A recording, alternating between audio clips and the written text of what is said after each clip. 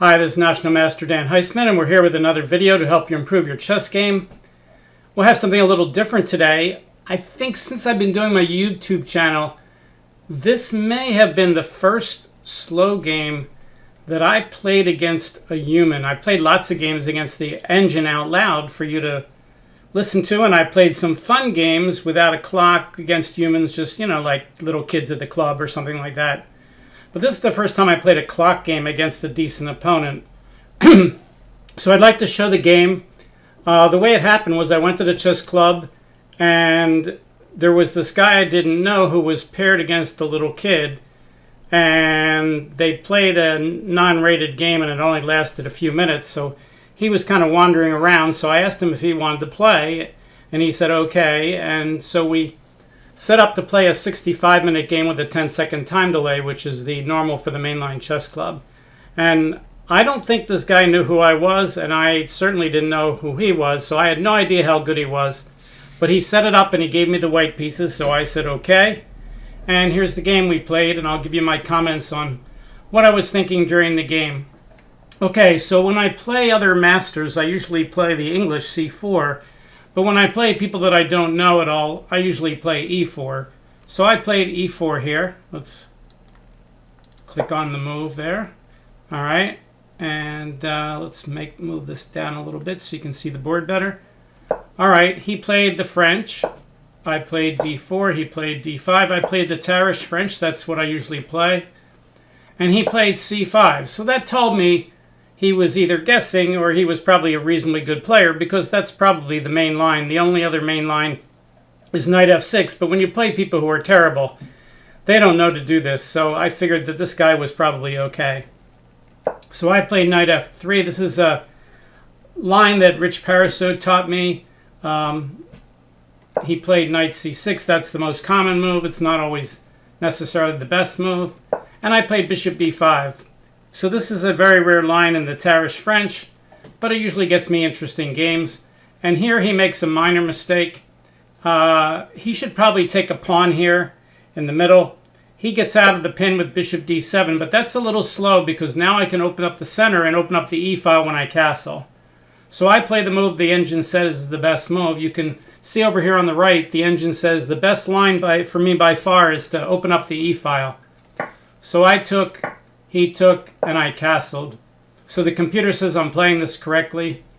It thinks maybe now he should take the pawn on d4. He plays knight f6. That gives me a chance to check. And now, however he gets out of check is good for me. He decides to put the bishop in the way, and I take the pawn, and he can't take back because the bishop's pinned, so he gets out of the pin castling. And I just hold the pawn with knight to b3, which is a move I wanted to play anyway. So I'm basically up a pawn, but I have double pawns. But a very good position. You could see the engine has me at 1.7 already. I didn't know that. I knew I was a lot better.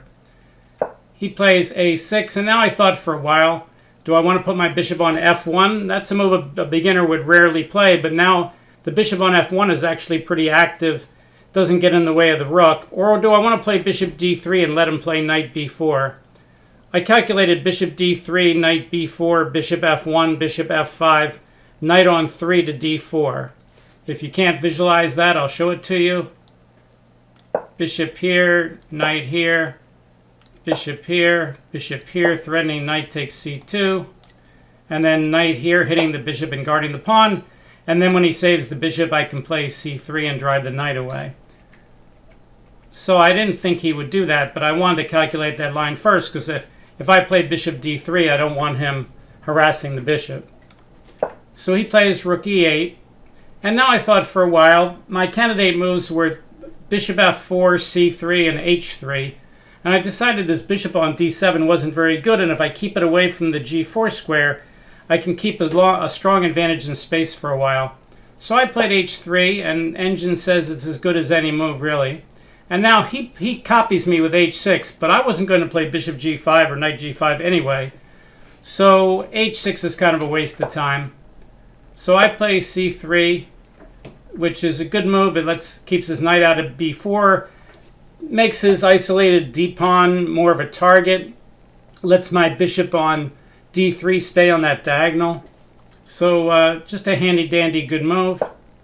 He plays queen c7. That's a pretty good move. Keeps my bishop out of the f4 square. So here I decided just to play the bishop to e3. Get my rooks starting to be connected. And he plays a move that looks active, and it might have been okay a couple moves ago, but now that he's moved his queen, it's a waste of time. He plays knight to a5, threatening to win my pawn on c5 by removing the guard and then taking. So I simply take his knight. He takes back, and now he's not threatening bishop takes c5 because I have b4. So I thought for a while, I think the engine here says I should play b4 anyway, but it says my move was just as good, bishop d4. Now it says my move is better. I play the number one move, bishop d4. My playing strength for this game, considering I'm 72 years old, was pretty good. I thought the computer would have a lot more bad things to say about my game. But actually, I think there was only about 4 moves in the game where I had distinctly better moves. And in all of those 4 moves, I was already winning, and the move I played was still winning. So there was never a case where I was just winning by a little, and then I made a bad move and I wasn't winning anymore. All right, so he plays queen c7, threatening to play bishop c5. Now that there's no fork, I guard the pawn with the pawn. He plays a little bit of a break move, a5. I guard the queen side with a3, and now he plays a good move. His position is very difficult to play, and his pieces are all kind of cramped. So what he does is he offers me a pawn to get the bishop pair and to get weaknesses on my white squares. He plays knight e4. That's the move that I probably would have played too. Even if the engine doesn't think it's the best move, if I now take the knight and win the pawn, he can start attacking my pieces. You could see taking the knight is not one of my 2 best moves. In fact, it's not even within 1.5 pawns of my best move. So taking that knight on e4 is very dangerous. It gives him a lot of counterplay. So here I should undermine the knight and play c4. That would have been distinctly better than what I did. The move I played, as you can see, is the second best move, knight e5. Just going to hit that light squared bishop because that's his most dangerous piece, because I've got all my pawns on dark squares on the queen side. So now he makes a little trap. He plays bishop h4, threatening bishop takes f2 check, bishop takes f2, rook takes e5. If I play, for instance, queen h5, threatening queen f7 check, he has bishop takes f2 check, bishop takes f2, rook takes e5 because his rook's guarded by his queen. So queen h5 doesn't work. But what does work is to take the knight first and then play queen h5. So bishop takes e4, d takes e4, queen h5 double threats the queen taking on f7 with check, and queen takes h4, and there's no defense to both threats. So I'm going to win material if I play that line. So this is probably the biggest tactic that I missed during the game, although what I played was certainly winning. I decided just to trade everything off, go into the endgame with the bishop pair and an extra pawn, which is almost always enough to win. So I played the second best move, knight takes d7. He took with the queen. And now I decided to force the trade of queens. I just played queen to g4, threatening mate, threatening the queen, and threatening the bishop. He only has one move that saves everything, and that's to trade queens. And I said, all right, this endgame should be winning. He played the interesting move knight to d2, threatening knight b3, forking my bishop and my rook and getting bishop opposite colors, and then his bishop... If, let's say I do nothing and he plays knight b3 and I move my rook and then he plays knight takes d4, c takes d4, then he can play bishop f6 hitting my d-pawn, and all of a sudden all my dark squared pawns are giant targets to his bishop because my bishop's the opposite color and I'm probably not winning. So knight to b3 is actually a pretty good threat. I really didn't think he would play this move, but once he did, I realized that I had to come up with something decent. So I thought for a while on this move, and the engine wants me to just trade rooks and then play rook d1 hitting the knight, and then I can possibly start pushing my queenside pawns. So that's the best line. The line I played was okay. It led to a little bit of complications that were unnecessary, but I thought I was good. I moved the bishop to e5 with the idea that he can't fork it anymore, and maybe in some lines I can trade off that bishop for his bishop and go into a bishop versus knight endgame where I'm up material. if he plays something like bishop f6. He plays knight b3 anyway, hitting the rook. And now I make a minor mistake. I play the second best move. I should play rook on a to d1, cut off the knight's comeback, and go after his d-pawn. I thought it was better to win a tempo on the knight, but then I miscalculated. After I made the move, I realized he could still play knight. I played rook a b1, and now he could play knight d2 followed by knight c4, which is, as you can see, knight d2 is his best move. And then I would probably have to give up the bishop pair. And I'm still winning, but not quite as easily as I would have if I played rook d1. But he made it easy for me. He plays a4, and that really doesn't threaten anything. So I play bishop to b5, hitting the rook. And he really doesn't have a lot of places to go. If he moves the rook along the e-file, I can just play something like maybe rook f d1 or rook bd1 and hit his d-pawn, and it's very, very difficult for him to guard it. In some lines, I'm threatening to play bishop d6 if he tries to put his rook on the d-file. So I'm threatening to win a pawn here, and actually I probably am in most of the lines. So he didn't see anything better than to counterattack my rook with knight to d2. All right, so again, I thought for a long time, and I looked at rook on b to d1, and then he plays knight e4, threatening rook takes e5, and then I play bishop takes e8, and then he plays bishop takes f2 check. I play king f1. He plays bishop takes e1, and if I take back on e1, he takes my rook on e8. All right, if you can't follow that, let's show what I was analyzing. I analyzed rook here, hitting his knight and hitting his rook on e8. Knight here, and now I could take off the knight with the rook and then take off his rook with my bishop and trade material. That would lead the bishops to the same color, which would be okay. So rook takes e4, d takes e4, bishop takes e8, rook takes e8 is certainly okay.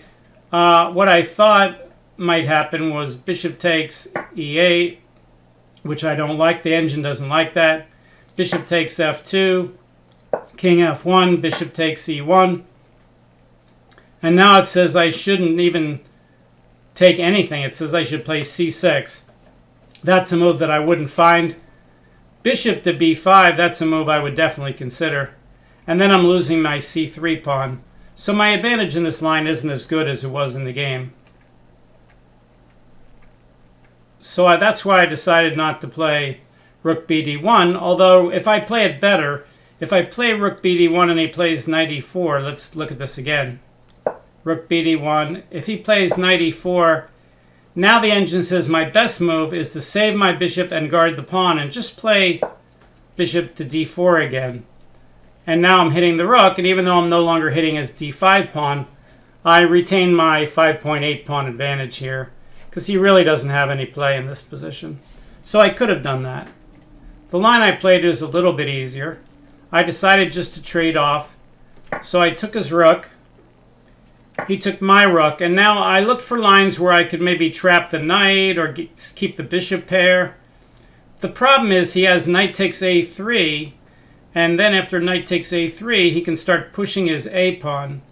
So that would be a little annoying because my bishops are not in good position to stop that pawn once it gets to a3. So I really didn't want to get into stuff like that. I could get a tempo here and play rook takes b1, rook takes e8, but then he's hitting my bishop, and I have to save the bishop anyway, and I can't play rook e1 because of f6.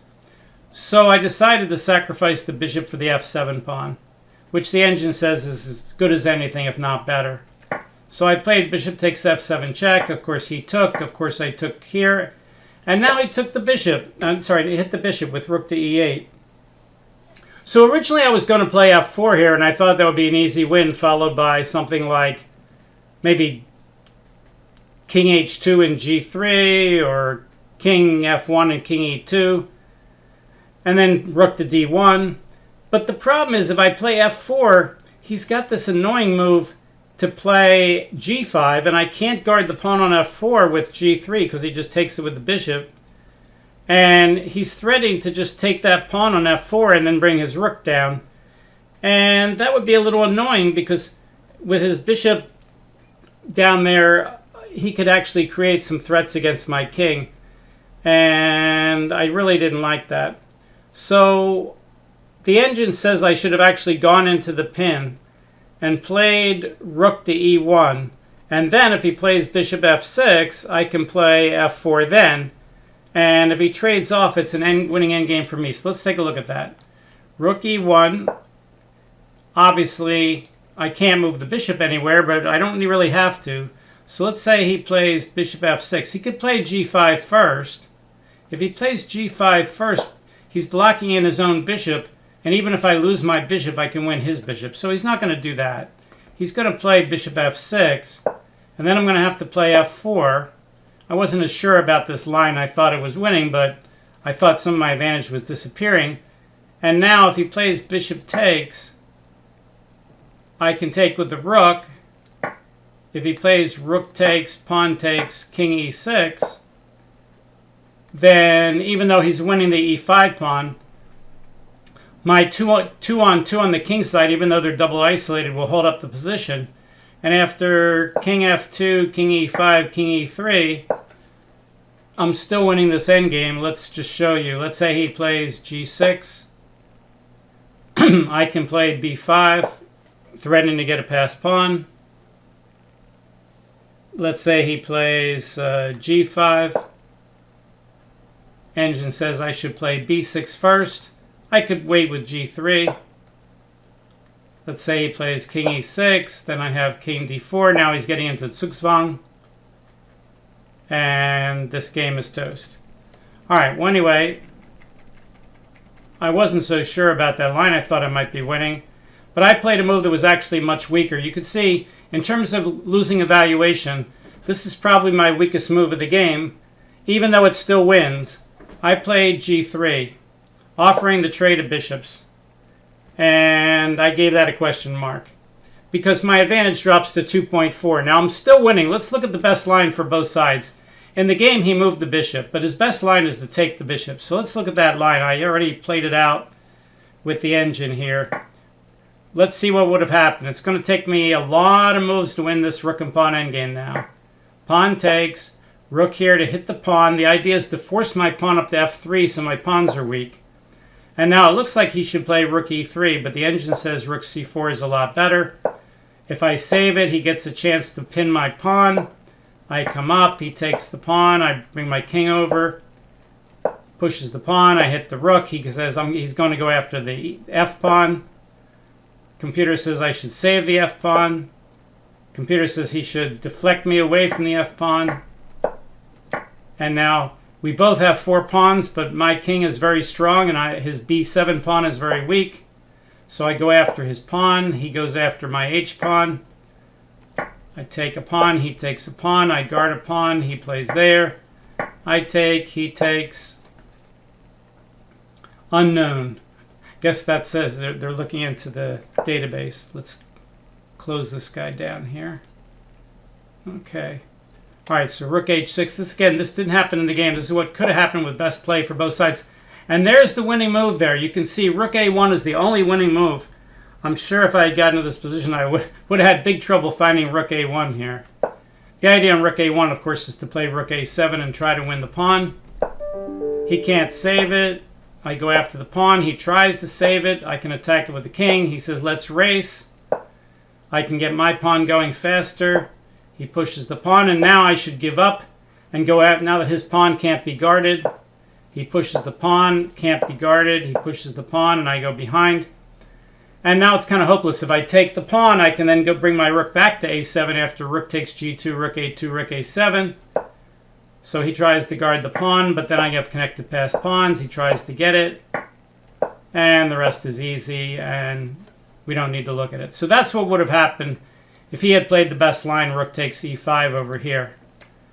Excuse me. Instead, he plays bishop f6.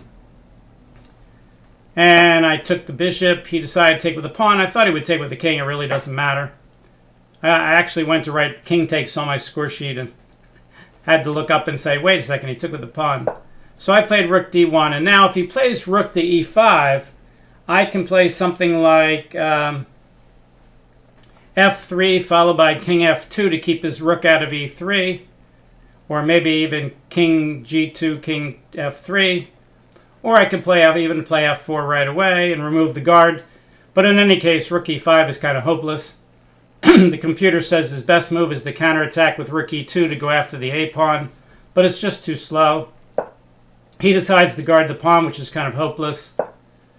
I play f4, he plays king g6, I play king f2, he plays f5.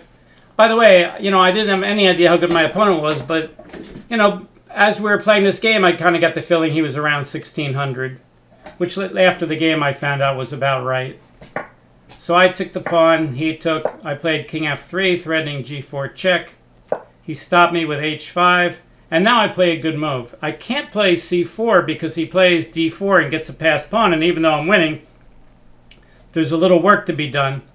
Instead, what you do first is you blockade the pawn. And now he can't guard his rook with his king, and I'm threatening c4, and there's no defense. So actually on rook d4, this is getting to the first part of the game where it wouldn't be out of reason for my opponent to resign here, because it's obvious from rook d4 I'm threatening c4. It's obvious he has no defense. So I thought he might resign, but he kept playing. Played rook d7, I played c4, he played king back, he took with the rook, and I took a minute or two to make sure the king opponent game was really winning. I mean, I knew it was, but I wanted to do a little calculation. I figured if I take the rook and he takes, and I bring my king to the middle with king e3, and he plays king c4, then I'm going to play f5, and then he's going to go after my a pawn, and I'm going to get a queen. So I'll show you that line. So I did play rook takes king e3. He did play king c4, and here I calculated f5, and I thought he would go after the pawn because coming back is so hopeless. Pawn up, king takes, pawn here, and now if he takes the pawn when I queen, I'm threatening a discovered check. So it doesn't really matter. Let's say he plays king to b2. I get a queen. He plays b3. Here I could just trade my queen for this pawn and get another queen. That's the easiest way to do it. I could just play here. He plays here. I play check. He plays here. And then I go get another queen, sack my queen, and so on. What if he had taken my other pawn? All right, let's look at that line. Let's say he takes the second pawn, and I play here. Now I'm threatening to play here, check, and get another queen. Let's say he just plays here. Then in this line I would probably play queen to b8. He pushes the pawn, I play check. I don't know where he would go here. Let's say king here. And again, if worse comes to worse, I can just sack my queen for this pawn and get another queen. So pretty easy. Back to the game. So after I played f5, he played his king back, which is really kind of hopeless. I played king here, and now again I expected him to resign. He can't play king e6. He can't play king d6. Playing defense is silly, but he says, I'm going to keep playing. So he thought for a while, and he played king c6. I'm like, okay. I play king e5. He plays king d7. I play b5. He plays king e7. I play c6. And now he thought again. Well, if this guy's 1600, he should recognize his opponent. Even if he doesn't know who I am, is playing a pretty good game, I'm not going to stalemate him. So he decides to keep playing. All right, well, you can keep playing. And as I said in one of my tweets, if you play out a game like this, then if it's hopeless and you play it out, the right thing to do is to let him checkmate you. If you're going to make him play all these extra moves and waste his time, let the other guy checkmate you. I was told when I joined a chess club and I was a beginner, they said the worst thing you can do in a chess game is not only play out a hopeless game, but then resign one move before checkmate. That's adding insult to injury, because you're not only not resigning and wasting the other person's time making them play the game all the way out, but when they finally are showing they're going to mate you, then you resign. Well, that's just not right. All right, so he takes, I take, he goes back, I play king d6. He's not going to resign. All right, fine, don't resign. No big deal. I play f7, and now every legal move he has, I can push the pawn up to the 8th rank and get a rook or a queen and checkmate him. So now the polite thing for him to do would be to make a move, either king c8 or h4, and let me checkmate him. But now he stuck out his hand and he resigned.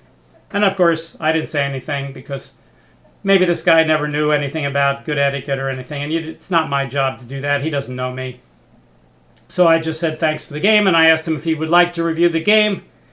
He said no, he had to go, and couldn't review the game. It was actually a pretty interesting game. And I was surprised when I got home and I gave it to the engine, and the engine said, yeah, you didn't play perfect, you never do, but it wasn't like, you played like some old guy who's no good anymore, and you played a whole bunch of terrible moves. Really, except for that one line where I missed bishop takes e4, d takes e4, queen h5 when I was winning anyway. That was one move that I lost a couple pawns in the evaluation. The other move was when I played g3. The engine said I should just have gone into the pin and given back the pawn and still won the king and pawn endgame up a pawn. I wasn't 100% sure about that, so I thought I'd play it the other way, but it turns out it's better to be up the one pawn in the king and pawn endgame than it is to be up the two pawns in the rook and pawn endgame. Alright, so that was my first game against a human in a slow game with a clock and timed and all that kind of stuff in many years, really. It's been quite a few years, but I thought I'd try it. We were watching the reruns of the Queen's Gambit, and I got all enthused of watching them play the tournament chess. So I thought I'd play a game, even though I'm certainly not the player that I used to be, but played this game pretty well. All right, thanks for watching, and if you liked the video, you can like it, but much more important, please tell your friends about my channel, and if you'd like, you can also subscribe to the channel. We will see you next time. Thanks. Bye.